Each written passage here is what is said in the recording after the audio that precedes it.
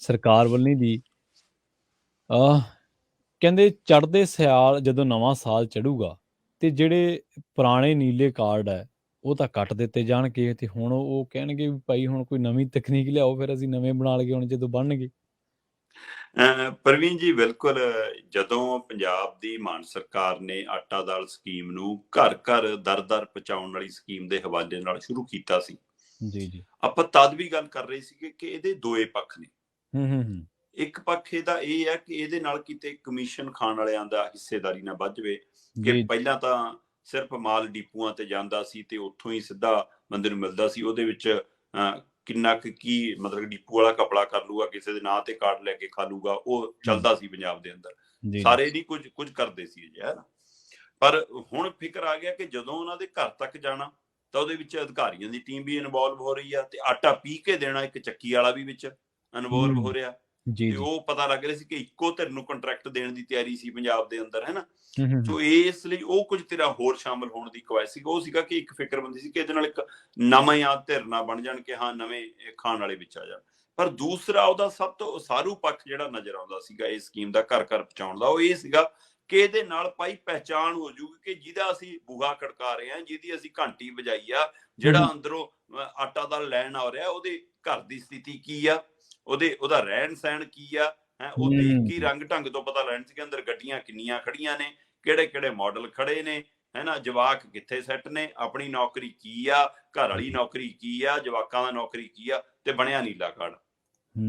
ਸੋ ਇਸ ਲਈ ਉਹ ਇੱਕ ਉਮੀਦ ਸੀਗੀ। ਪਰ ਉਹ ਜਦੋਂ ਇਹ ਫਾਰਮੂਲਾ ਇਹਨਾਂ ਦਾ ਨਹੀਂ ਚੱਲ ਸਕਿਆ, ਉਸ ਨੂੰ ਲੈ ਕੇ ਡਿਪੂ ਹੋਲਡਰਾਂ ਨੇ ਚੈਲੰਜ ਕੀਤਾ ਕਿ ਸਾਨੂੰ ਸਾਈਡ ਲਾਈਨ ਕੀਤਾ ਜਾ ਰਿਹਾ, ਸਾਨੂੰ ਤਾਂ ਕੱਟਿਆ ਹੀ ਜਾ ਰਿਹਾ, ਸਾਡਾ ਕੀ ਕਸੂਰ ਆ, ਸਾਡਾ ਰੁਜ਼ਗਾਰ ਕਿਉਂ ਖੋਇਆ ਜਾ ਰਿਹਾ। ਸੋ ਉਸ ਹਵਾਲੇ ਨਾਲ ਕੋਰਟ ਦੇ ਵਿੱਚ ਉਹ ਮਾਮਲੇ ਤੇ ਰੋਕ ਲੱਗ ਗਈ, ਉਹ ਮਾਮਲਾ ਵਿਚਾਰਧੀਨ ਹੋ ਗਿਆ ਤੇ ਇਹਨਾਂ ਦੀ ਇਹ ਸਕੀਮ ਰੁਕ ਗਈ। ਪਰ ਹੁਣ ਮੈਨੂੰ ਪਤਾ ਲੱਗ ਰਿਹਾ ਕਿ ਪੰਜਾਬ ਸਰਕਾਰ ਨੇ ਇੱਕ ਬਕਾਇਦਾ ਤੌਰ ਤੇ ਇਹ ਰਿਪੋਰਟ ਤਿਆਰ ਕੀਤੀ ਕਿ ਜਿਹੜੇ ਅਸਰ ਰਸੂਖ ਵਾਲੇ ਬੰਦੇ ਨੇ, ਜਿਹੜੇ ਖਾਂਦੇ ਪੀਂਦੇ ਘਰਾਂ ਵਾਲੇ ਬੰਦੇ ਨੇ, ਉਹਨਾਂ ਦੇ ਤਾਂ ਨੀਲੇ ਕਾਰਡ ਕੱਟੀਏ।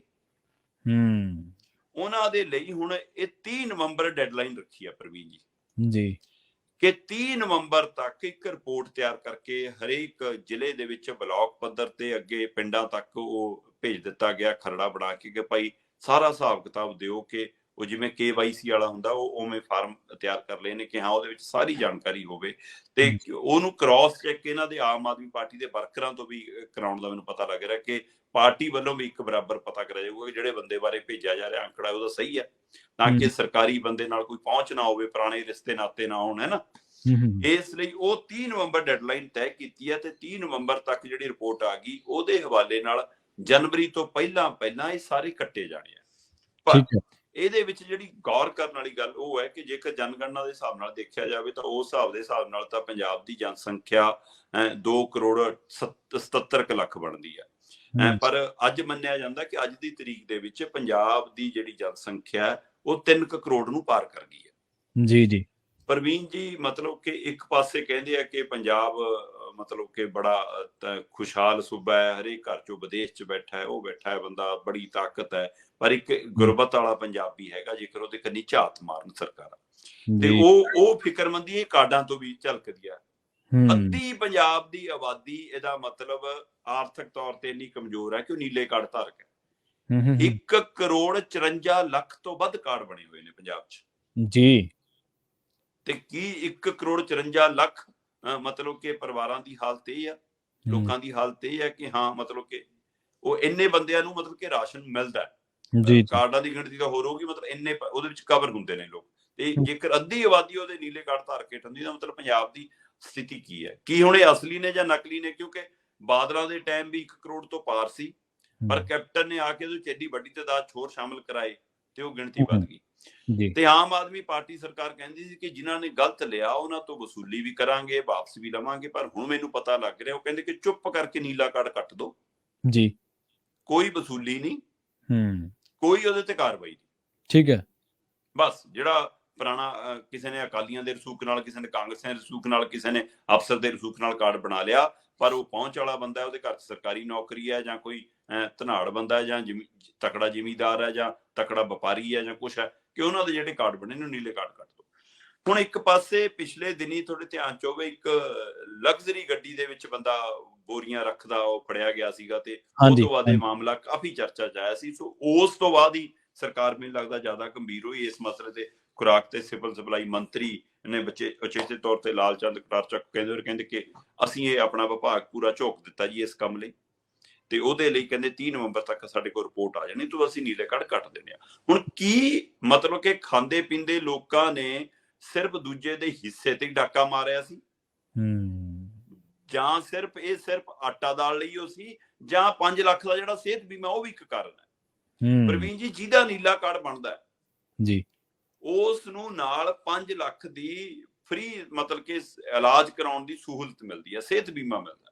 ਜੀ ਜੀ ਸੋ ਇਹ ਵੀ ਇੱਕ ਸੁਭਾਵਨਾ ਹੈ ਕਿ ਕਈ ਲੋਕ ਸਿਰਫ ਇਸ ਚੱਕਰ 'ਚ ਨੀਲਾ ਕਾਰਡ ਬਣਾਉਂਦੇ ਨੇ ਕਿ 5 ਲੱਖ ਦੀ ਰਾਸ਼ੀ ਤਾਂ ਠੀਕ ਹੁੰਦੀ ਹੈ ਨਾ, ਜੀ ਉਹ ਤਾਂ ਚੰਗਾ ਠੀਕ ਠਾਕ ਬੰਦਾ ਵੀ 5 ਲੱਖ ਲਾਉਣਾ ਆਸਾਨ ਨਹੀਂਗਾ।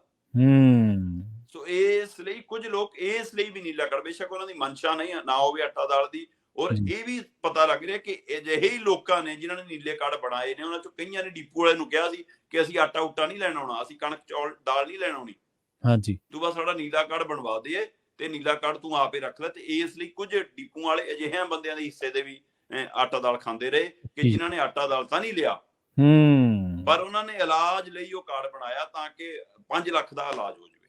ਸੋ ਹੁਣ ਇਸ ਹਵਾਲੇ ਨਾਲ ਮੇਰਾ ਖਿਆਲ ਹੈ ਕਿ ਪੰਜਾਬ ਸਰਕਾਰ ਨੂੰ ਇਸ ਪਹਿਲੂ ਤੋਂ ਵੀ ਸੋਚਣਾ ਪੈਣਾ ਕਿ ਕਿਹੜੇ ਕਿਹੜੇ ਪਰਿਵਾਰਾਂ ਨੂੰ ਸਿਹਤ ਬੀਮੇ ਦੀ ਜ਼ਰੂਰਤ ਹੈ, ਉਹਨੂੰ ਵੱਖਰੀ ਕੈਟਾਗਰੀ ਬਣਾ ਕੇ ਬਚਣਾ ਚਾਹੀਦਾ, ਤੇ ਜਿਹੜੇ ਨੀਲੇ ਕਾਰਡ ਧਾਰਕ ਨੇ ਉਹਨਾਂ ਨੂੰ ਇੱਕ ਵੱਖਰੀ ਕੈਟਾਗਰੀ ਵਾਈਜ਼ ਹਰੇਕ ਨੂੰ ਆਟਾ ਦਾਲ ਮਿਲਣੀ ਚਾਹੀਦੀ ਹੈ। ਜਿਹੜਾ ਨੀਲਾ ਕਾਰਡ ਵਾਲਾ ਹੋਵੇ ਉਹਨੂੰ ਨਾਲ ਇਹ ਸਹਾਇਤਾ ਤਾਂ ਮਿਲੇ, ਪਰ ਇਹ ਤੋਂ ਬਿਨਾਂ ਜਿਹੜੇ ਆਟਾ ਦਾਲ 'ਚ ਨਹੀਂ ਆਉਂਦੇ ਪਰ ਉਹਨੂੰ ਸਿਹਤ ਬੀਮਾ ਤਾਂ ਮਿਲਣਾ ਚਾਹੀਦਾ ਨਾ।